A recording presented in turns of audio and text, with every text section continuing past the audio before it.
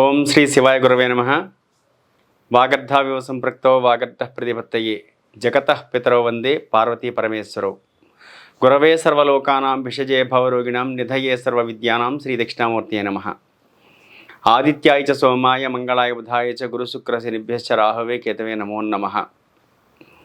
Yeah దేవీ సర్వభూతేషు విద్యారూపేణ సంస్థితా నమస్తస్యై నమస్తస్యై నమస్తస్యై నమో నమః. యా దేవీ సర్వభూతేషు శక్తిరూపేణ సంస్థితా నమస్తస్యై నమస్తస్యై నమస్తస్యై నమో నమః. యా దేవీ సర్వభూతేషు లక్ష్మీరూపేణ సంస్థితా నమస్తస్యై నమస్తస్యై నమస్తస్యై నమో నమః. ముందుగా జగత్తుకు తల్లిదండ్రులైనటువంటి పార్వతీ పరమేశ్వరుల పాద పద్మములకు నమస్కారములు. పరమేశ్వర అనుగ్రహంతో ప్రతి సంవత్సరం కూడా ఉగాది అనే పేరుతోటి సనాతన హైందవ సాంప్రదాయంలో మనం ఉగాది అనేటువంటి పేరుతోటే ఒక ప్రారంభోత్సవ వేడుకతో మీరు గమనించే ఉంటారు. ఉగాది రోజున ఎన్నో సినిమాలు ప్రారంభమవుతూ ఉంటాయి. ఉగాది రోజున కొత్త సంస్థలు, కొత్త పుస్తక ప్రారంభం అనగా గత సంవత్సరం ఫైనాన్షియల్లీ మార్చ్ ఎండింగ్ అంటారు కదండి ఇంగ్లీష్ కాలమాన ప్రకారం. అలా కొత్త సంవత్సరంలోకి వచ్చేసరికి 31 మార్చి ఎలా అయితే వాళ్ళు ఇయర్ ఎండింగ్ చేస్తారో, ఏప్రిల్ 1 నుంచి మళ్ళీ కొత్త సంవత్సరం ప్రారంభిస్తారో, సనాతన సంప్రదాయం ప్రకారం ఉగాది రోజున కొత్త దస్త్రం అనే పూజతోటి పుస్తకాలు మార్చుకుంటారు. అనగా పాత ఫైల్స్ అవన్నీ పక్కన పెట్టేసి అందులో ఉన్నటువంటి బ్రాటోడ్ ఏదైతే ఉంటుందో గత బిఎఫ్ అనే దానితోటి అనగా గతం యొక్క బ్యాలెన్స్ షీట్ అంతా కూడా కొత్త పుస్తకంలోకి మార్చుకునేది ఉగాది రోజున చేస్తారు. ఎందుకు అలా చేస్తారంటే యుగ ఆది కలియుగం 4,32,000 సంవత్సరాలు, అందులో ఇప్పటికీ దాదాపు 5,000 సంవత్సరాల లోపే గడిచింది. ఈ కలియుగానికి రెట్టింపు 8,64,000 సంవత్సరాలు ద్వాపరయుగం, అంతకుముందు త్రేతాయుగం, అంతకుముందు కృతయుగం. అలాగా కలియుగం కన్నా డబల్ ద్వాపరం, ద్వాపరం కన్నా డబల్ త్రేతాకి మళ్ళీ 4,32,000 సంవత్సరాలు కలుపుకుంటే కృతయుగం. అలా ఈ కలియుగ యొక్క ప్రమాణం 4,32,000 సంవత్సరాలు అయినప్పుడు ఒక్కొక్క యుగానికి ఒక్కొక్క పేరు కృత, త్రేత, ద్వాపర, కలి అనే యుగాలు అయినప్పుడు యుగ ఆది, యుగమునకు ఆది. కృతాయుగం ఎప్పుడో ప్రారంభమైంది, తర్వాత త్రేత, ద్వాపర, ఇప్పుడు కలియుగంలో కూడా మొదటి సంవత్సరం ఎలా ప్రారంభమైంది? ఉగాదితోటే ప్రారంభమైంది. యుగ ఆది, యుగమునకు ఆది అనగా 2 కాలములు. ఏంటి ఆ కాలములు? పగటి కాలము, రాత్రి కాలము. 2 కాలములు, శుక్లపక్షము, బహుళపక్షం. చూడండి, పౌర్ణమి ముందంతా శుక్లపక్షం, పౌర్ణమి తర్వాత బహుళపక్షం లేదా కృష్ణపక్షం అని కూడా అంటారు. అలాగే ఉత్తరాయణ పుణ్యకాలం 6 మాసాలు, దక్షిణాయన పుణ్యకాలం 6 మాసాలు. సంవత్సరం 2 భాగాలు, మాసం 2 భాగాలు, రోజు 2 భాగాలు. కనుక అలాగే స్త్రీ పురుషుడు అనేది 2. సుఖం దుఃఖం, చూడండి శబ్దం ఒకలాగే వస్తుంది, పేరులో సారూప్యత దగ్గరగా. కానీ సుఖ దుఃఖాలు ఏవైతే ఉన్నాయో వాటి యొక్క విశ్లేషణ సూచన శాస్త్రమే పంచాంగము. పంచాంగం అనగా తిథి, వార, నక్షత్ర, యోగ, కరణం, ఈ 5 కలిపితే పంచ అంగములు.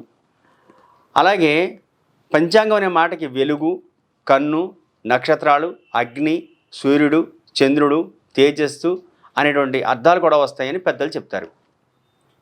ఈ పంచాంగం యొక్క ఫలితాలను యుగాది రోజున ఎందుకు తెలుసుకోవాలి? యుగమునకు ఆది అంటే యుగాది అని చెప్తున్నారు పెద్దలని చెప్పుకుంటున్నాం మనం.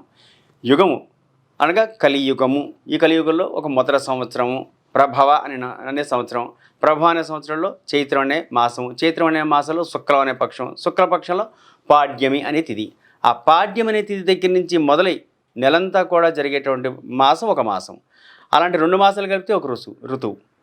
6 ఏళ్ళు 12 మాసాలు, అలాగే 6 ఋతువులు, 2 పక్షములు, శుక్లపక్షం, బహుళపక్షం, అలాగే 2 ఆయనములు, ఉత్తరాయణం, దక్షిణాయనం. ఇలా ఆది అంటే మొదలు అని అర్థం. ఆదివారము, దాన్ని సంస్కృతంలో భానువారము అన్నాం. భాను అంటే రవి, సూర్యుడు భగవానుడు. సోమవారము, చంద్రమా మనసే జాత చక్షో సూర్య అజాయిత అని చెప్తుంది మహాన్యాసం. చంద్రుణ్ణి ఆభరణంగా ఇలా అర్ధచంద్రాకారంలో పెట్టుకున్నాడు సోముడు, కనుక సోమలింగేశ్వరుడు. సౌనాష్ట్రే సోమనాథంచి అంటూ మనం ద్వాదశ జ్యోతిర్లింగ శ్లోకం చెప్పుకుంటున్నాం కదండి. అలాగా సోముడిని ధరించినవాడు కాబట్టి సోమ ఈశ్వరుడు, సోమేశ్వరుడు. కనుక సోమవారము, దాన్ని ఇందువారం అని కూడా అంటారు సంస్కృతంలో. తర్వాత మంగళవారం అనగా జయవారం అని, కుజవారం అని అంటారు. జయవారం అంటే జయములకు అధిపతి ఆంజనేయ స్వామి, విజయం అనమాట. కనుక విజయులకు అధిపతి అంగారకుడు కూడా అంటారు. ఎందుకంటే పెళ్లి కాని వాళ్ళు అంగారకుడిని కనుక పూజ చేస్తే ఖచ్చితంగా పెళ్ళిళ్ళు అవుతాయి. అలాగే కృత్తికా నక్షత్రం కూడుకున్నటువంటి మంగళవారం రోజున సుబ్రహ్మణ్య స్వామిని ఆరాధన చేస్తే కూడా జయవారము, జయములకు సంకేతము జయవారము. తర్వాత బుధవారం, సౌమ్యుడు అనగా బుధుడు, సౌమ్యవారము. బృహస్పతి వారము, దేవానాంచ ఋషీనాంచ గురుంకాంచన సండిమం బుద్ధిమంతం త్రిలోకేతం త్రిలోకేశం తం నమా బృహస్పతి అని చెప్తున్నారు. అంటే దేవతలకు, ఋషులకు, సిద్ధులకు, యోగులకు, మునీశ్వరులకు అందరికీ కూడా గురువు ఎవరంటే బృహస్పతుల వారు. అందుకనే బృహస్పతి వాసనము. శుక్రుడు రాక్షసులకు గురువు, అందుకనే భౌమవారము. తర్వాత శనీశ్వరుడు మందాధిపతి. మందం అంటే స్లోగా నెమ్మదిగా చేద్దాంలే చూద్దాంలే మందవారం అంటారు శనివారంని. అలా ఒక్కొక్క వారానికి ఒక్కొక్క పేరు సంస్కృతంలోనూ తెలుగులోనూ చెప్పబడింది. ఈ వారాలు 7 అయితే, పక్షములు 2 అయితే, అయనములు 2 అయితే, రోజుకి 2 కాలములు అయితే, వీటిలన్నింటినీ కూడా ఒకచోట కూర్చోబెట్టింది ఒక సంవత్సరం పేరు. ఆ సంవత్సరంలో ఇప్పుడు మనం క్రోధి అనే నామ సంవత్సరంలో అడుగు పెడుతున్నాం. మామూలుగా చూడండి, అరిషడ్ వర్గాలు అంటారు. కామ, క్రోధ, లోభ, మోహ, మద, మాత్సర్యాలు. ఈ 6 కూడా చెడ్డ లక్షణాలు మనిషికి. ఈ అరిషడ్ వర్గాల్ని మనం జయించగలగాలి. మొదలుగా కామము. పక్కింటి వాళ్ళకి 4 ఇళ్ళు ఉన్నాయి, వాళ్ళకి 4 ఐశ్వర్యవంతమైనటువంటి కార్లు ఉన్నాయి, నాకు లేవే అనేటువంటి కోరికే. స్త్రీ పురుష సంబంధమైన కామమే కదా. కామం అనగా వారెవరో బాగా సంపాదించారు, నేనంత సంపాదించలేకపోతున్నాను, వారికి చాలా బట్టలు ఉన్నాయి, నాకు లేవే, వారికి చాలా ఉంగరాలు ఉన్నాయి, నాకు లేవే అనేది కామము. తర్వాత క్రోధము. ఇప్పుడు ఈ క్రోధినామ సంవత్సరం అని చెప్పబడుతుంది. క్రోధం అంటే ఏంటి? కోపం. ఆ కోపం అనేది కేవలం కాసేపు ఉండి వెళ్ళిపోతే దాన్ని పాల పొంగులాగా వచ్చినటువంటి పాల మీద పొంగుచుండి ఇలా వచ్చి తగ్గిపోతే అది పాల పొంగు లాంటి కోపం కాబట్టి అప్పటికి వెళ్ళిపోయింది. కానీ దుర్యోధనుడు ఏం చేశాడు? పాండవులు చంపేంత వరకు కూడా కోపాన్ని చల్లార్చుకోలేకపోయాడు. దాన్ని క్రోధము అని పెట్టింది సనాతన ధర్మం పేరు. కనుక ఎప్పటికీ శాశ్వతంగా ఎప్పుడో ఎవరో అవమానించారు, ఎప్పుడో ఏదో తిట్టారు, ఎప్పుడో ఏదో జరిగింది, దాని జీవితాంతం మరణించేంత వరకు కూడా దృష్టిలో పెట్టుకోవడం, గుర్తుపెట్టుకోవడం క్రోధము. క్రోధినామ సంవత్సరం అంటే తస్మాత్ జాగ్రత్త అని సంవత్సరం యొక్క పేరులోనే చెప్పబడుతోంది సనాతన ధర్మం. ఏమని చెప్తుంది? క్రోధినామ సంవత్సరం కాబట్టి సంక్రాంతి పురుషుడి లక్షణాలు ముందుగా తెలుసుకుందాం. తద్వారా క్రోధినామ సంవత్సరం యొక్క లక్షణాలు కూడా ఇందులోనే చెప్పబడతాయి. శ్రీమాత్రి నమః. మకర సంక్రాంతి సంక్రమణ పుణ్యకాలం. ముందుగా సంక్రాంతి పురుషుడు మహోదర అనే నామధేయంతో వస్తున్నాడు. ఒక్కొక్క సందర్భంలో సంక్రాంతి పురుషుడికి ఆయనకి ఒక్కొక్క పేరు వస్తుంది. ఆ పేరులో ఇప్పుడు మహోదర అనే నామంతో వస్తూ ఆయన పెద్ద పులి వాహనాన్ని అధిరోహించి వస్తున్నారు. క్రోధినామ సంవత్సరం పుష్యమాసంలో బహుళపాఠ్యమి మంగళవారం మధ్యాహ్నం పుష్యమి నక్షత్రయుక్త వృషభ లగ్నం నందు అనగా 14/1/2025 రోజున ఆయన మధ్యాహ్నం 2:36 మకర రాశిలో ప్రవేశిస్తున్నాడు. మహోదరాణ నామధేయం వల్ల ఎవరికి నష్టం అంటే వైశ్యులకు, దొంగతనము చేసేవారికి అరిష్టం. ఎందుకు అంటే ఈ మహోదర నామధేయాన్ని బట్టి ఆ కులానికి, ఆ వృత్తి చేసే వాళ్ళకి కాస్త ఇబ్బంది కలుగుతుందని చెప్తున్నారు. అలాగే పెద్ద పులి వాహనం ధరించడం, ఆయన అధిరోహించి రావడం వల్ల, పెద్ద పులిని ఎక్కి రావడం వల్ల ఏం జరుగుతుంది అంటే మృగములకు, జంతువులకు, క్రూర మృగాలకి నష్టం. కనుక క్రూర మృగాలకి నష్టం కాబట్టి వాటిని మనం పెంచట్లేదు, వాటిని మనం రక్షించట్లేదు. కానీ ఆ మృగములకు నష్టం ఏదో కారణం చేత వర్షాలు బాగా పడడం వల్ల, లేకపోతే గ్రామాల్లోకి ఇప్పుడు చూడండి తిరుపతి లాంటి పెద్ద పెద్ద పట్టణాల్లోకి ఒక్కొక్కసారి కాలినడకన వచ్చేవారికి సింహాలు, పులులు వచ్చేస్తున్నాయని చెప్పి ప్రభుత్వం వారికి గ్రామాల వారు నివేదన అందిస్తారు, అనగా అభ్యర్థన చేస్తారు. వెంటనే వారు ఏం చేస్తారంటే ఫారెస్ట్ అధికారులు వచ్చి వాటిని పట్టుకుని దూరంగా వదిలేయడం కానీ, ఇంకా తప్పనిసరి పరిస్థితుల్లో చంపడం కానీ జరుగుతుంది. చంపమని చట్టం కూడా చెప్పలేదు, కానీ తప్పనిసరి పరిస్థితులు అయితే ప్రాణులకి హింస కలగ చేస్తే అప్పుడు అలా ఏ కారణం చేతైనా వర్షాల వల్ల కానీ, ప్రమాదాల వల్ల కానీ, వ్యక్తుల వల్ల కానీ, అధికారుల వల్ల కానీ మొత్తం మీద ఖచ్చితంగా క్రోధినామ సంవత్సరంలో జంతువులకి, మృగములకి బాగా అరిష్టం అని ఖచ్చితంగా చెప్పవచ్చు. ఒక్కొక్క సందర్భంలో చూడండి, కోళ్ళకు ఒక రకమైనటువంటి ఫంగస్ వచ్చి కోళ్ళు లక్షల్లో చనిపోతూ ఉంటాయి. కోళ్ళ ఫారంలో మనం కోళ్ళు చనిపోయాయని చెప్తుంటారు. అలా ఒక్కొక్క సందర్భంలో అడవులో మంటలు వ్యాపించి ఒక్కసారిగా జంతువుల సమూహం మరణించవచ్చు. లేదంటే అడవులో పెను తుఫాను వచ్చి అవి వెటివి పరిగెత్తలేక నీళ్ళలో పడి మరణించవచ్చు. లేదా ఏదైనా వ్యాధి వచ్చి సమూహంగా మరణించవచ్చు. కరోనా వచ్చినప్పుడు కొన్ని లక్షల మంది, కోట్ల మంది ఎలా అయితే జాతి సమూహం అంతరించిపోయింది. తర్వాత మళ్ళీ భగవంతుడి యొక్క అనుగ్రహం వల్ల, ఎవరో మహానుభావులు చేసిన పుణ్యకార్యం వల్ల, ధార్మికంగా ఉన్నటువంటి కొందరు మహాత్ముల వల్ల మళ్ళీ మనం ఇలా ఆనందంగా ఉండగలుగుతాం, మళ్ళీ మనందరం మాట్లాడుకోగలుగుతాం. కనుక జంతువులకు అరిష్టము, మృగములకు అరిష్టం చెప్తుంది. ప్రతి సంవత్సరం కూడా ఒక్కొక్క సందర్భంలో గంధ స్నానము, విభూతి స్నానము, చన్నీటి స్నానము, పన్నీటి స్నానము, పుష్పోదక స్నానము, ఇన్ని రకరకాల స్నానాలు చేస్తారు దేవతలు కూడా. అలా ఈ మహోదర నామధేయంతో వచ్చినటువంటి సంక్రాంతి పురుషుడు ఈ సంవత్సరం బిల్వ స్నానం చేశాడు. మారేడు దళాలని ఒక పెద్ద పాత్రలో వేసి ఆ మారేడు దళాల నుంచి వచ్చినటువంటి ద్రవంతో పాటు చూడండి, ఒక గ్లాసులో మనం దేవుడికి పానకం పెట్టినప్పుడు 2 తులసి దళాలు వేస్తాం. ఆ పానకం తీయగా ఉన్నప్పుడు కూడా తులసి యొక్క సుగంధం అందులోకి వెళ్ళేసరికి దాని యొక్క రుచి మారిపోతుంది. మారేడు దళాలను తీసుకెళ్ళి నీళ్ళలో వేసి ఒక 5-6 గంటలు వదిలేసేయండి, వాటి యొక్క వాసన మారిపోతుంది. ఒక చిత్రమైనటువంటి పసరు వాసనలో వస్తుంది. ఆ బిల్వదళ బిల్వోదక స్నానం చేయడం వల్ల శుభకార్యాలు మంచి జరుగుతుంది. కానీ మనుషులకు విపరీతమైనటువంటి ఇంగ్లీష్లో అగ్రెసివ్గా అంటారు, అలా అగ్రెసివ్గా మాట్లాడే అవకాశాలు ఎక్కువగా కనబడుతున్నాయి. ఎర్రని వస్త్రాలు ధరించి వచ్చారు కనుక ప్రజలకి మానసిక బాధలు, ఆరోగ్య సమస్యలు, పరస్పర వైషమ్యాలు కలుగుతాయి. ఖచ్చితంగా ఎర్రని గొడుగు ధరించి వచ్చారు. యుద్ధాలు, ప్రాంతాల మధ్య కొట్లాట్లు, వైషమ్యాలు, వర్గ పోరాటములు. ప్రాంతాలంటే ఇప్పుడు 2 రాష్ట్రాలకి మధ్యలో సరిహద్దు తగాదాలు కావచ్చు, 2 దేశాలకి మధ్యలో సరిహద్దు తగాదాలు కావచ్చు, 2 వర్గాలకి 2 కులాలకి మధ్యలో కొట్లాట్లు కావచ్చు, భేదాలు ఇలా ఎక్కువ జరగడానికి ఆస్కారం ఉన్నది. అలాగే తిలాక్షతలు, తిలలు అంటే నువ్వులు అన్నమాట. నువ్వులు కాసిన బియ్యం కలిపి ఒక చుక్క నీళ్లు లేదా నెయ్యి వేసి 2 కలిపినటువంటి మిశ్రమాన్ని అక్షతలుగా ధరించి వచ్చారు ఆయన. అలా రావడం వల్ల ఏమవుతుందంటే నూనె ధరలు బాగా పెరిగిపోయి నూనెకి సంబంధించిన పంటలు, నువ్వుల పంటలు బాగా రేట్లు పెరిగిపోతాయి. కానీ పంట దిగుబడి మాత్రం అంత విశేషంగా ఉంటుందని చెప్పలేము, ఎందుకంటే తిలాక్షతలు ధరించి వచ్చారు. తర్వాత జాజీ పుష్పధారణ చేశారు. సౌఖ్యము ప్రదము, తర్వాత సౌఖ్యప్రదము, కీర్తి ప్రతిష్టలు పెరుగుతాయి మానవులు ఉన్నారు. ఒక వ్యక్తి ఉన్నాడు, ఆయన మంచి ఐఏఎస్ ఆఫీసరు. ఆయన మంచి పనులు చేయడం వల్ల గత సంవత్సరం 1 అవార్డు తీసుకున్నారు, ఈ సంవత్సరం 4 అవార్డులు తీసుకోవచ్చు. కానీ వైషమ్యాలు ఎక్కువగా ఉంటాయి. మిగిలిన వారితో పోల్చుకోవడం, దాన్నే కంపారిజన్ చేయడం అంటారు, అలా చేయడం ఎక్కువగా ఉంటుంది. పాయసాన్నం భుజించడం వల్ల పాడి పశువులకు నష్టము, బియ్యం ధర, పాలు ధర బాగా పెరిగిపోతాయి. ఎందుకని బియ్యం ధర, పాలు ధర పెరిగిపోతాయి అంటే ఏదైతే ఆయన భుజించారో ఆ భుజించినటువంటి ద్రవ్యం లోపిస్తుంది కనుక బియ్యం ధర, పాల ధర పెరిగిపోవడం, అవి దొరకడం కష్టం అవుతుంది. పాయసాన్నం భుజించడం వల్ల, అరటి పండ్లు తినడం వల్ల పండ్ల తోటలకి బాగా నష్టం వస్తుంది, పండ్ల యొక్క ధర బాగా హెచ్చుమీరిపోతుంది. తర్వాత క్రోధమైనటువంటి ముఖం కలిగి ఉన్నారు ఆయన.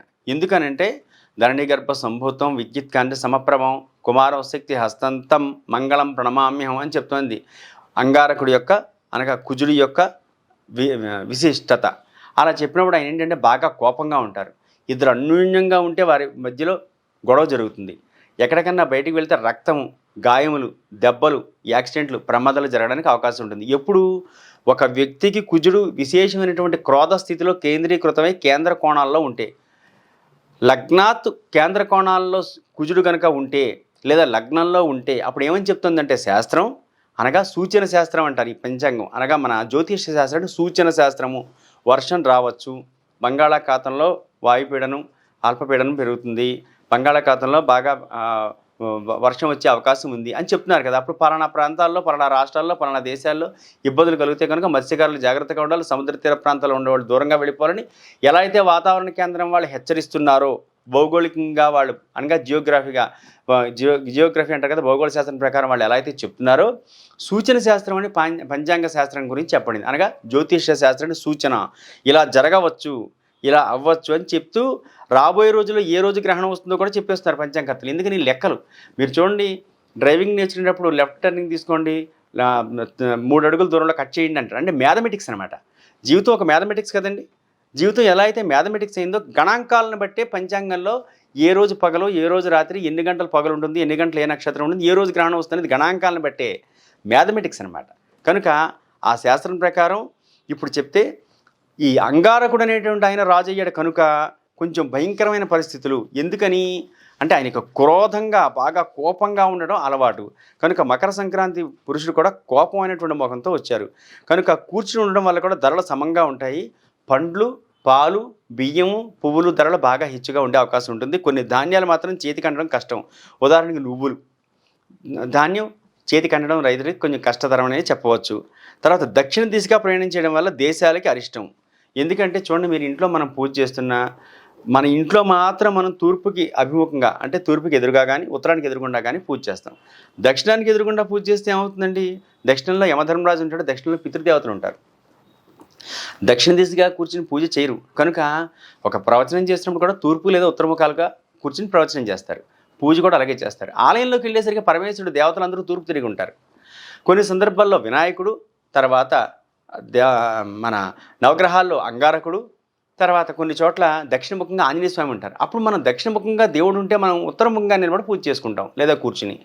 అలా దక్షిణముఖంగా ఈయన ఉండడం వల్ల ఏమవుతుందంటే అరిష్టము, దేశాల మధ్య సమస్యలు, రాష్ట్రాల మధ్య సమస్యలు, ఊర్ల మధ్య సమస్యలు. పక్క ఊరు వాళ్ళు మా ఊరిలోకి రాకూడదు, మా ఊరు వాళ్ళు పక్క ఊరిలోకి రాకూడదు, మా ఊళ్ళో బ్రహ్మోత్సవాలు జరుగుతుంటే వాడేవాడు వచ్చి చేయడానికి ఇలా మనం వింటూ ఉంటాం కదండి. మా ఊళ్ళో మేమే పెద్దలం, పక్క ఊరు ఆయన వచ్చి మా ఊరికి ధ్వజస్తంభం ఇచ్చాడంట. అంటే మంచి చేస్తున్నా కానీ ఎందుకు వస్తాయంటే సంక్రాంతి పురుషుడు యొక్క లక్షణాలు దేశానికి వచ్చేటువంటి శుభ అశుభ ఫలితాలని ఇక్కడే సూచిస్తోంది. అందుకనే సూచన శాస్త్రం అంటారు జ్యోతిష్యాన్ని. ఇందాకే నేను మనవి చేసుకున్నాను మీతోటి. మంగళవారం రావడం వల్ల అయినా దొంగలకి బాగా అరిష్టము, ప్రజలకి దుఃఖము కలుగును. ముందుగానే చెప్పినాడు సూచన శాస్త్రం ప్రకారం ఏ కులం వాళ్ళైనా, ఏ మతం వాళ్ళైనా, ఏ ప్రాంతం వాళ్ళైనా, ఏ రాష్ట్రం వాళ్ళైనా సనాతన ధర్మంలో ఉన్న వాళ్ళకి సూచన శాస్త్రం చెప్పేది చాలా జాగ్రత్తగా ఉండాలి. ఈ క్రోధినామ సంవత్సరం 12 నెలలు కూడా రాబోయే రోజులన్నీ మంచి రోజులే వస్తాయని మనం ఆశిస్తూ ఉంటాం. కానీ ఈ సంవత్సరం అంతగా బాగుండలేదు. కనుక మకర సంక్రాంతి కాలం అనేది చాలా పుణ్యమైన కాలం. ఆ పుణ్యమైన కాలంలో కొంచెం కోపంగా ఎర్రని వస్త్రాలు ధరించి, ఎర్రని ఆయుధం ధరించి, ఎర్రని గొడుగు పట్టుకుని ఆయన రావడం వల్ల, అలాగే మధ్యాహ్న కాలంలో ఆయన 2:38 రావడం వల్ల మధ్యాహ్న సమయం దాన్ని అపరాహ్న కాలం అంటారు. అపరాహ్న కాలం అంటే పెద్దలకి పిండ ప్రదానం చేసి అనంతరం భోజనం చేయడం అనమాట.